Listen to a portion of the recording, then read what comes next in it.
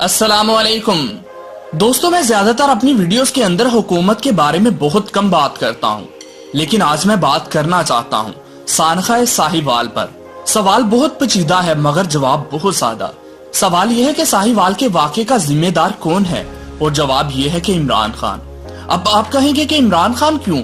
وہ بیچارہ تو اسلام آباد میں تھا، اس نے تو گولی نہیں چلائی، اس نے تو قتل کا حکم نہیں دیا، پھر وہ کیسے ذمہ دار ہو گیا؟ اس سوال کے 3 جواب ہیں۔ پہلا جواب یہ ہے کہ عمران خان نے خود ایک اصول طے کر دیا تھا۔ اصول ہے مدینہ کی ریاست۔ مدینہ کی ریاست میں فرات کے کنارے پر مرنے والے کتے کے بارے میں بھی خلیفہ وقت جواب دہ ہوتا ہے، یہاں تو پھر انسان کا قتل ہوا ہے۔ دوسرا جواب پاکستان کا آئین ہے، جس میں افراد کے جان و مال کا تحفظ حکومت کی ذمہ داریاں ہیں۔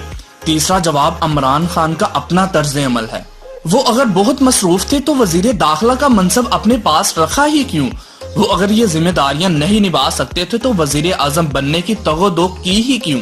اب وہ اس واقعے کے ذمہ دار ہیں۔ یہ ان کا بنیادی فرض ہے کہ قاتل کو سزا دلوائیں اور معصوم بچوں کی کفالت کی ذمہ داری قومی خزانے سے پوری کرے۔ یہ ان کا فرض ہے کہ ماضی کی حکومتوں کی طرح رپورٹس، کمیشن، فلاں اور فلاں جیسی شبدہ بازیوں کی بجائے ٹھوس انتظام کر کے نتائج سامنے لائے۔ وہ یہ کام کر گزرے تو وہ سرخرو ہے، ورنہ خدا کی عدالت میں تو سبھی کو حاضر ہونا ہے۔ اللہ حافظ۔